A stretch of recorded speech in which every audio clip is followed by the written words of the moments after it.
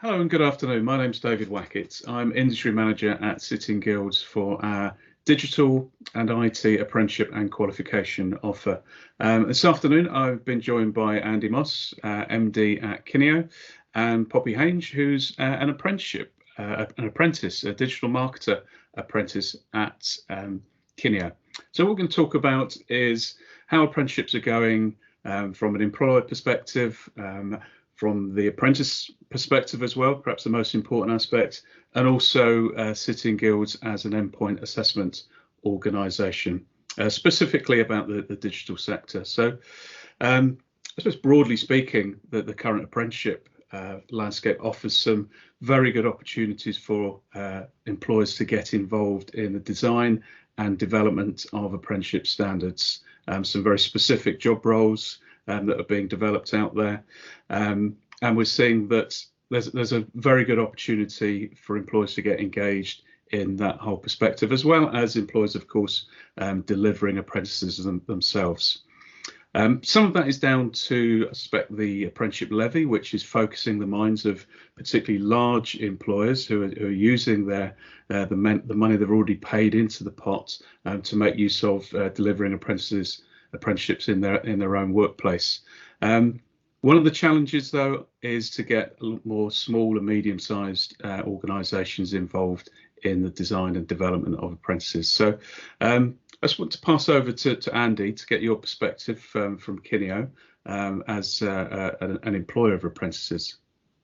Thanks, David. Hi, everyone. No, look, and great to be here and part of National Apprenticeship Week. It's such an important week as we celebrate what is such a critical part of our skills strategy, our wider skills landscape. As you say, I mean, I think within the context of apprenticeships, huge benefits for employers, big and small, actually, in terms of the ability to attract and build and grow talent within an organisation. But as a smaller organisation, I guess Kineo is quite a small business, actually, and I think it's important to acknowledge that there are some pitfalls or some concerns that maybe smaller employers have, and certainly had at the outset of some of the new programs that were being delivered in terms of how an employer could support the apprenticeship program. So things, very common things that I've heard across both the organisation internally, but with some other kind of SMEs, smaller, medium enterprises that I talk to around, firstly, just getting your head around the complexity of some of the process and the procedures that run across apprenticeships. It's obviously a different form of training delivery, maybe to that other organisations are used to. So just getting your head around some of the policy and the process can be a bit daunting. A bit of a challenge, but that's something you can overcome. I think the more tangible challenge for a smaller business is how you can make sure that you put in place the support networks that are needed to make sure the apprentice is getting the support that they need through their time on program, actually. So that means different performance management processes, different ways that the management structure would adapt to make sure that you are giving all the support that's needed, which does mean you need a different approach, actually, and you need to think carefully about how you make that kind of step change in terms of support into the apprentice. And then I think the other thing that is a worry for smaller businesses is this mix of time on the job, time off the job, and how you can make sure, again, that you can balance the competing priorities of client-facing, customer-facing activity with the needs of the apprentice in terms of training and development. So they're challenges, but I think, my perspective would be that absolutely surmountable, absolutely things that if you work very closely in partnership, you can manage very, very carefully and quickly, but certainly worth overcoming, because the benefits of the programme are so much more than some of those concerns that an employer might have in terms of great people like Poppy, who we have on the team. But maybe it's worth hearing from Poppy, actually, because Poppy, if that's what it felt like as an employer, I'd love to get a sense of what it felt like for you, actually, in terms of how good a job did we do, actually, in terms of our support for you going through an apprenticeship programme within Kineo. Yeah, so I've been doing my apprenticeship at Kineo for a year now, and I'd say the support I've had is huge. I think working in smaller teams has meant that I've been able to work with everyone really closely. So I've been able to get that first-hand experience, like working alongside everyone. And although it's been virtual and across calls similar to this, I've been able to work really closely with everyone individually. And I've learned so much across such a broad area. And I think working as an apprentice within a small company, it means that you can build those relationships. And although I am an apprentice, it does feel like I have a really strong relationship with everyone, and that I work really closely with everyone. So I think the fact that it's a small business really actually works well, and that I definitely wouldn't say that small businesses wouldn't be as good with an apprentice, because as long as people are invested in taking that time and working alongside an apprentice, then definitely it's great. And I've had a great experience with so much support. Poppy, it's great to hear, and just you're being very kind to as an employer, but are there things that you would say we could do better? What are the areas that you'd say maybe you saw us perhaps struggle with? You know, again, those areas that I was very aware of were things like just making sure that we understood how to put the right support around an apprenticeship program, make sure that you had the time and support you needed to balance the competing priorities that you have in the program. Did anything that we could learn from and do better?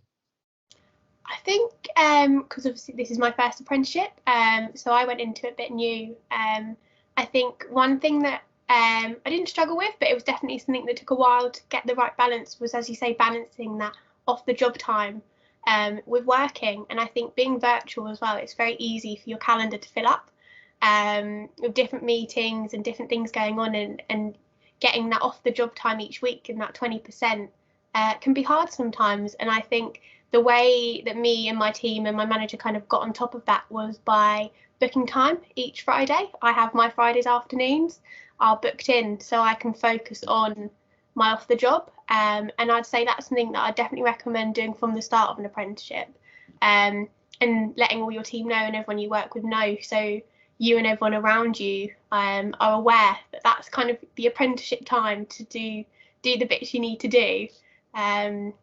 So I'd say that was definitely something to be aware of, and as an apprentice and as an employer as well to bear in mind. Excellent. Thank you very much, Poppy. I think you've highlighted some areas where I think in particular the digital sector has coped very well, not just with apprenticeships in general, the new apprenticeship standards and the new approach to through the delivery and assessment of them, but also in terms of the situation, the wider COVID situation, and how they've adapted quite well, both employers and those delivering the learning to the situation with remote learning and also remote assessment. And I know in some sectors that's proved a particular challenge, but I think because digital is always that little bit more forward thinking and adaptable, certainly when the new apprenticeship standards first came in, digital was one of the few sectors that actually saw some growth in terms of the number of apprentices starting on the programme. So I think that's kind of testament to the approach of everybody involved, apprentices as well as employers. And certainly in terms of City & Guilds as an endpoint assessor for digital marketer, it's one of those areas that has shown to be very, very successful in terms of learners completing, and also their experience on the programme, on the apprenticeship programme itself, but also the endpoint assessment process as well at the end. And that's certainly something that City & Guilds, its approach is very much in terms of elements like the interview or the professional discussion at the end is really an opportunity for the apprentice to shine, to talk about themselves. It's not really about putting the apprentice on the spot in some form of heavy burden of a test or an exam. It's really there for the apprentice to talk about themselves, and that sometimes can be a challenge in itself. But our experiences, often we're getting feedback that apprentices are coming out of that experience feeling very, very positive about the whole thing, and that's about the endpoint assessment, not just the programme itself. So I think it highlights a lot of positive things about the digital sector, and in particular I think the digital marketer standard has proven to be very successful. There's over 2,000, getting on for 3,000 apprentices registered on that, and certainly I think it's really good case to highlight the success of apprenticeships and apprentices themselves and employers involved in the process. So is there anything else you'd like to add to that, Andy and Poppy? Well, and great to get Poppy's perspective on this, but I agree entirely with what you just said, David. I think, we did see that concerning trend as we moved through the first phase of the pandemic, in terms of the reduction in starts across apprenticeships more broadly. But as you say, digital held up very well. And I think a number of reasons for that, particularly, as you think about some of the skills that employers are very focused on, actually, so for us as an employer, I think the skills that Poppy's gaining are just invaluable, actually, in terms of really understanding how to market in a digital age, how to approach our customers in different ways. So I think in some ways that it talks to the very clear shift that's happening in terms of employers understanding that they need to bring in and reskill in different areas, actually, which I think really helps play to digital, obviously, more broadly. But at the same time, I think it's as you say, it's been fascinating for me through the kind of last 12 months to understand how we can adapt and shift the patterns of work and the patterns of support through programs to meet learners and to meet employers where they are, because it's been a very difficult 12 months, stating the very obvious, and we've all been adapting our ways of working, etc. And what's been amazing actually is how the sector's responded and how apprenticeships have responded really more broadly to help support innovation to ensure that we continue to deliver, continue to provide great training and assessment around that training. So I'd love to, Poppy, get your perspective on that. But across the wider City and Guilds, I'm aware that we as an organisation made a very rapid pivot to think about how we could support different forms of delivery and assessment. We'll maybe come on to talk about them as we think about innovation that we're seeing. But Poppy, I don't know how it felt for you, particularly this last 12 months, because as you say, it's been quite a tumultuous 12 months. Yeah, I mean, I started my apprenticeship in February, and obviously in March we went into national lockdown. So my whole apprenticeship has been through online, and all my classrooms have been online and all my exams have been online. And I think although that change was made quickly, as you said, and it was needed, I think I certainly haven't missed out. And it worked really well. I think although it was different, and originally I was a bit shocked, and I'd never learned online like that before, so I wasn't sure how it would be and if I'd get on with it. But I think because everyone was so big on support, and everyone who I worked with and was running the lessons was so keen to still give that level of support and learning, it all went really well.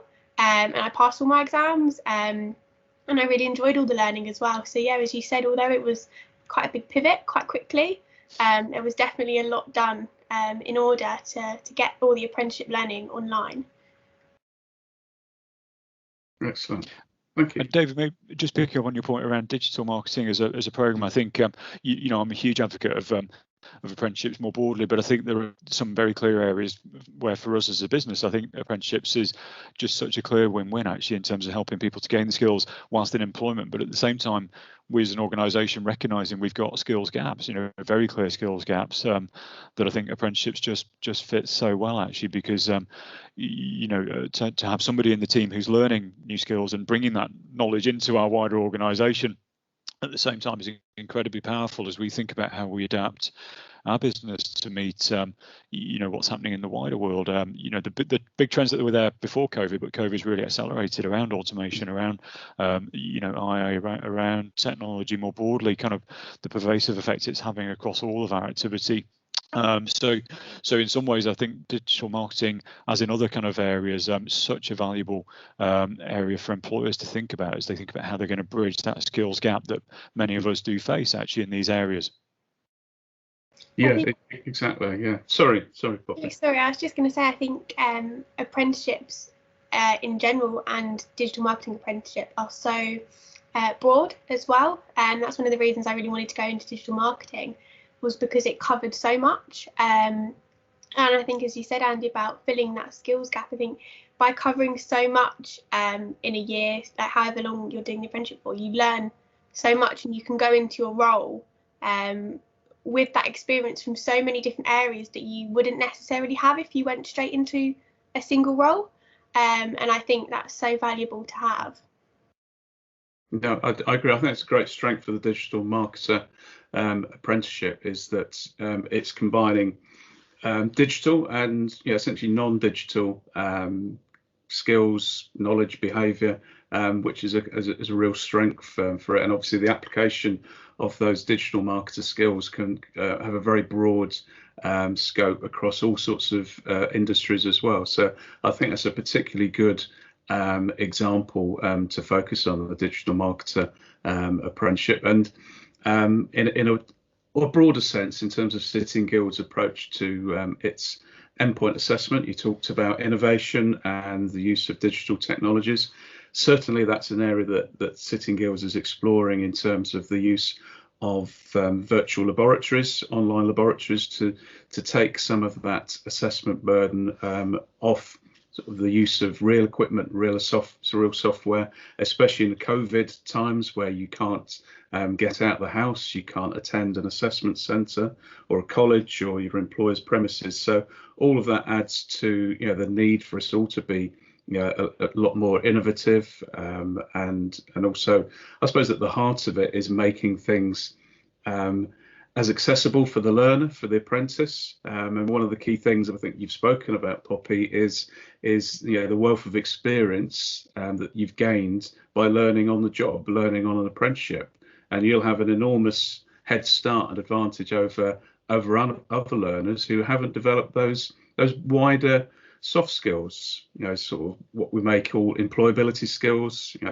teamwork, communication skills, working with other people. That those are the things that employers often look for and expect and want, in a lot of cases more than the hard academic qualifications and so forth. So I mean that's another key thing about apprenticeships in general, not just digital apprenticeships, but the whole approach to apprenticeships is really giving the learner those a massive boost, I think, for their future career. So I think you've highlighted that very well. So thank you, Poppy. All right. And David, maybe I could build on that, because one of the things you touched on there, I think, is for me both. It was a challenge. Let's be honest. At the start of the pandemic, I think we were all scrabbling as employers, as providers, as apprentices to adapt to this kind of strange new normal. And I think all did very well actually to move provision online, to start to think about different forms of assessment and invigilation. As if I think about wider City and Guilds, I think. Between April and August, we did something like over 4,000 EPAs, endpoint assessments, fully remotely, which was an amazing shift if you think from where we were just a few months before that. And then work very closely with awarding organisations, employer providers, to again think about different forms of assessment and invigilation. So the innovation that we've seen through the sector actually, I think, is to me something that, if I can use the word exciting, if you can use that in the context of coronavirus, it's something I really do hope we build forward from. Because what you described, I think, to me is the exciting thing that's happening. It's becoming much more focused on meeting the learner where they are. Not necessarily where you want them to be, but where they are. So thinking about more flexible provision, more flexible delivery, and really helping to use technology to our advantage to create more balance. Actually, as we all struggle with those competing priorities of work and life and study. So actually, through all of this, the innovation that we've seen into the sector, I think, has been really, really exciting. Something I really hope we continue to build from as we look forward, because there's many positives in that, and really putting the learner at the heart of the response and making sure that, as I say, we don't necessarily we meet people where they are or where they want to be, as opposed to where we want them to be. And I think that's really critical, because particularly if you're on an apprenticeship and you're trying to balance work and study, actually having that flexibility, I think, is a real benefit that we can take forward. Okay, thank you very much, Andy, and thank you, Poppy. I think it's been a very interesting discussion on the benefits and the perspective of I suppose all parties, the employer, the apprentice, and the endpoint assessment organisation. And I suppose looking back over the positives, I know that COVID has been a significantly challenging period and continues to be for all parties, but I think we've highlighted some very positive approaches and the way that employers and endpoint assessment organisations are, I suppose, ensuring that things go as smoothly as possible, in particular for the apprentice, and that nobody's disadvantaged as a result of the current situation. So thank you both very much for your taking the time to talk this afternoon, and I hope that's been a useful conversation for those of you listening to this, and I hope you have a very enjoyable rest of National Apprenticeship Week. Thank you. Thanks everyone. Bye bye.